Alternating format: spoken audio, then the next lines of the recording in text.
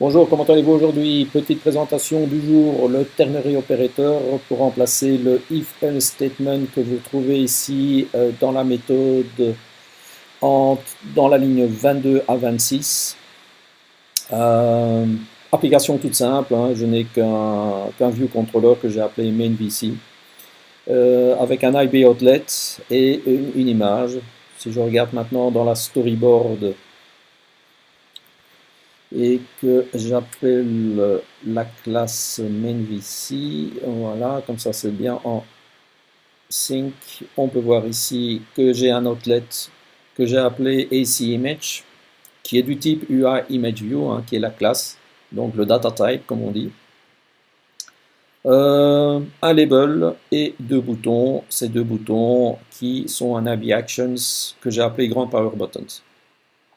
Voilà, rien de spécial, c'est tout simple. Lorsque je lance l'application, pour vous montrer, elle représente une image, le label et les deux boutons.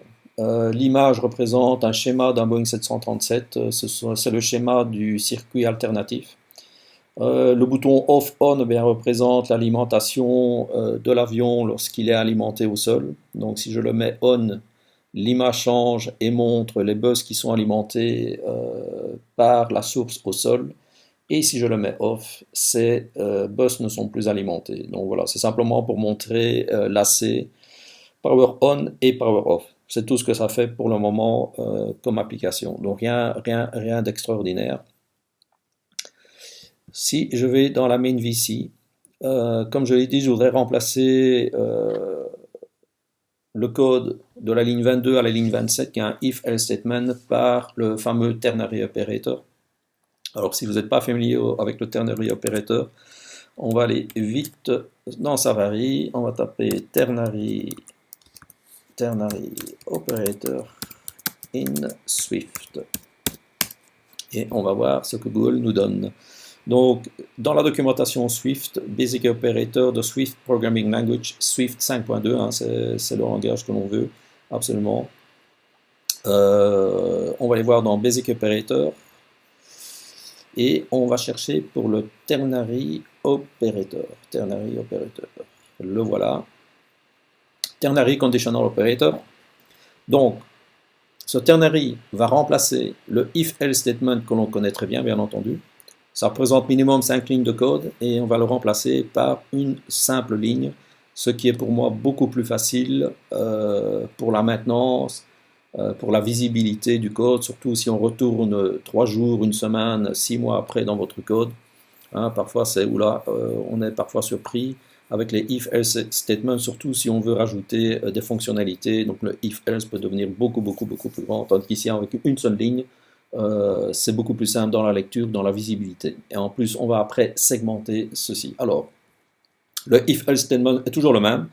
Si la question est correcte, on remplit la condition et on répond à la réponse 1. Si elle n'est pas correcte, on passe alors ensuite dans le else statement et on remplit la condition 2, donc réponse 2.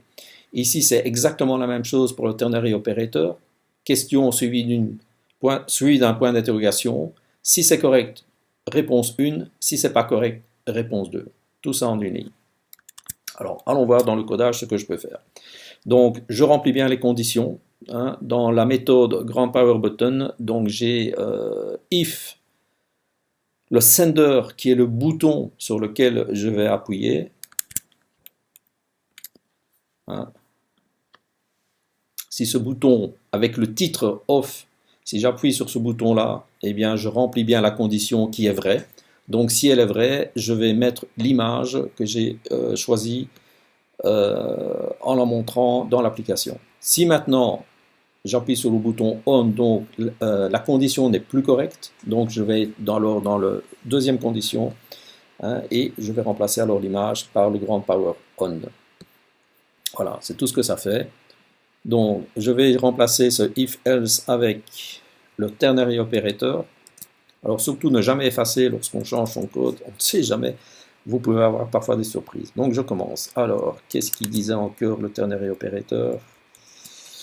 Alors, on commence par la question suivie d'un point d'interrogation. Donc, question, c'est sender current title est-il égal à off?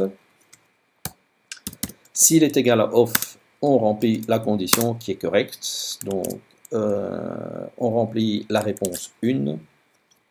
Je vais lui dire set grand power off.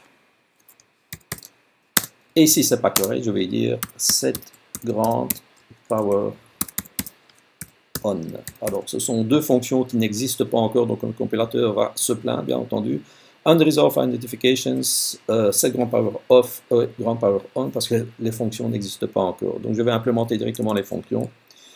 Je vais dire func set grand power off, sans faire de faute si possible.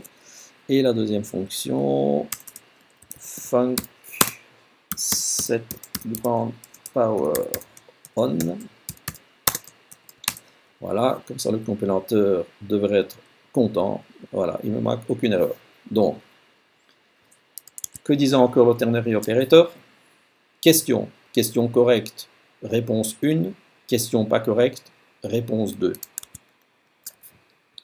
Je demande, est-ce que le sender, le titre du sender qui est le bouton, a le titre off?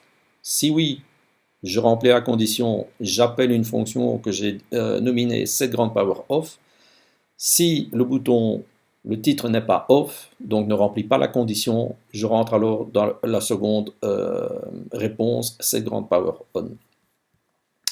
Alors on avait vu aussi, je n'ai pas parlé ici de répétition, hein, vous savez très bien qu'il y a un acronyme, le fameux DRY Principle, Do Not Repeat Yourself, c'est ce qu'on essaye toujours de faire, mais évidemment parfois c'est pas évident, surtout quand on relit son compte, on se dit nom d'un chien, je me suis répété bien entendu.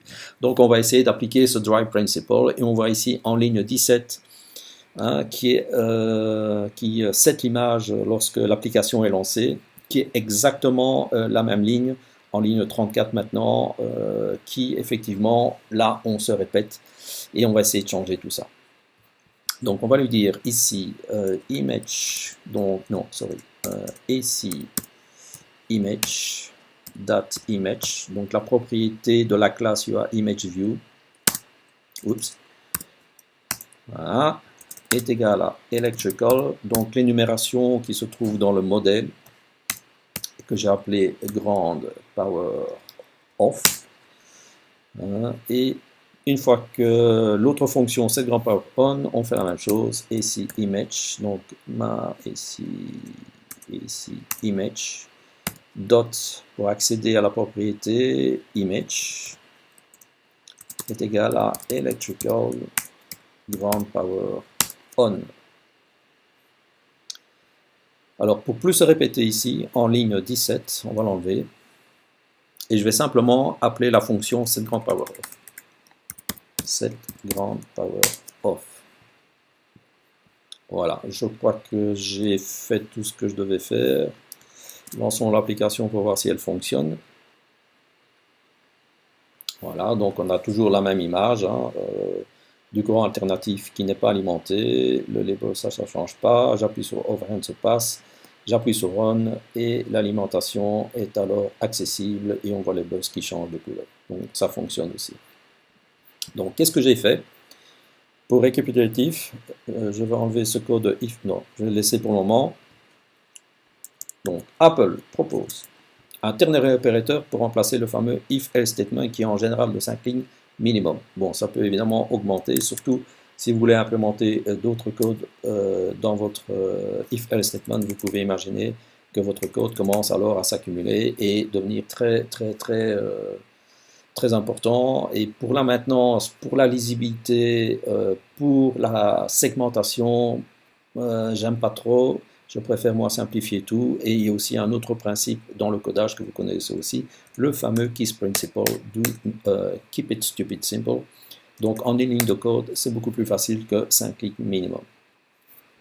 Vous allez me dire, oui mais attends, là, parce que tu viens de rajouter 2 fonctions, donc finalement ton code n'est pas si simple que ça. Eh bien si, lisibilité, une ligne, si la condition est remplie, je vais dans ma fonction setGrandPowerOff.